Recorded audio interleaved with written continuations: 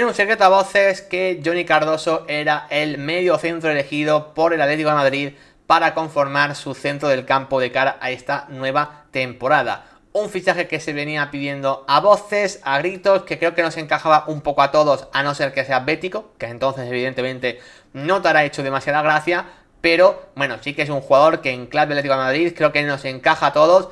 No como ese pivote que todo el mundo entiende que es un pivote, porque realmente Johnny Cardoso sí, a veces hace función de 5 recuperador, pero tampoco es un medio centro al uso estático, ni muchísimo menos. O sea, para que la gente lo entienda, no es un Thiago Méndez en clave Atlético de Madrid hace tiempo, no es eso. Tampoco es un jugador como Rodri Hernández. O sea, es un jugador que tiene mucho más recorrido y por eso Johnny Cardoso es un jugador que me encaja mucho más en un doble pivote, en un doble medio centro, como queréis llamarlo, que de pivote único. Y es que a Johnny Cardoso de pivote único, de hecho, no lo veo en el Atlético de Madrid.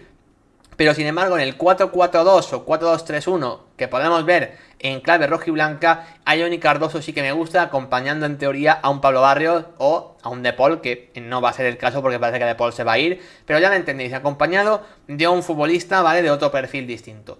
Lo de Johnny Cardoso, temporadón espectacular, su último año en el Betis, ya nos encantó desde que llegó al conjunto bético, o sea, cayó absolutamente de pie, no lo conocíamos y de repente fue como, pero este chico quién es, por qué es tan bueno.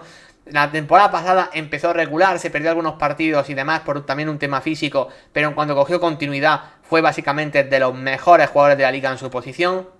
Acabó la temporada volando, luego hay muchos partidos importantes y capitales para el Betis donde Johnny Cardoso directamente fue el mejor del equipo, seguramente junto con Isco y demás. Entonces, bueno, creo que su salto natural es ir a un equipo como el Atlético de Madrid. No es de los mejores mediocentros del mundo, al menos todavía, pero creo sinceramente que tiene potencial para acabar convirtiéndose en ello.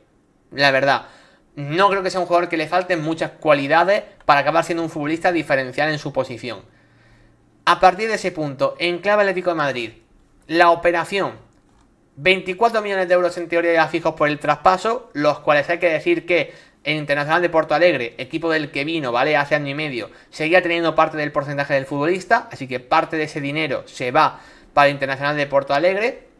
Y luego, el tema de este precio, ¿vale?, son 24 millones fijos, 5 en teoría en variables, aumentándolo casi hasta los 30 millones. Y el Betis, eso sí, se ha reservado un porcentaje de futura venta por el futbolista, ¿vale? En teoría, yo por lo que he leído es un 15% también, ¿vale? Al igual que ese precio lo tenía antes el Internacional de Porto Alegre, ahora en teoría lo debería tener el Betis. El 15% del futbolista de cara a una futura venta, lo cual me parece un porcentaje bastante alto, me parece un buen porcentaje. Quizás es lo que se ha acabado dando para poder desbloquear la operación, porque al final el Atlético ha pagado menos de lo que a priori se venía comentando. Se venía diciendo de que el traspaso iba a ser 30-35 millones por lo menos, y finalmente fijos son 24. Por lo tanto, creo que al Atlético le sale barata la operación.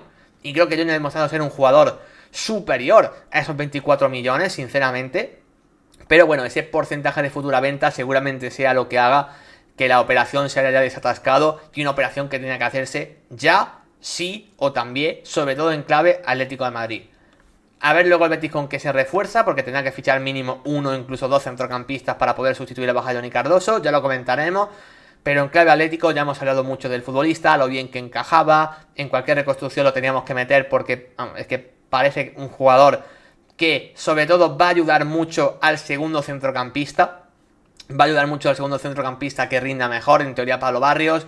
Creo que le puede dar libertad al acompañante. Dentro de lo que he dicho antes, Johnny Cardoso no va a ser un centrocampista que se quede anclado en el pivote y que nunca vaya a pisar campo rival. No, ni mucho menos. De hecho, todo lo contrario. Es un jugador que le podemos ver pisar a la rival como lo ha hecho en el Betis, donde ha marcado goles llegando desde segunda línea. Tiene buen remate de cabeza llegando ahí. Tiene buen golpeo. Es un jugador en general muy completo, centrocampista muy moderno.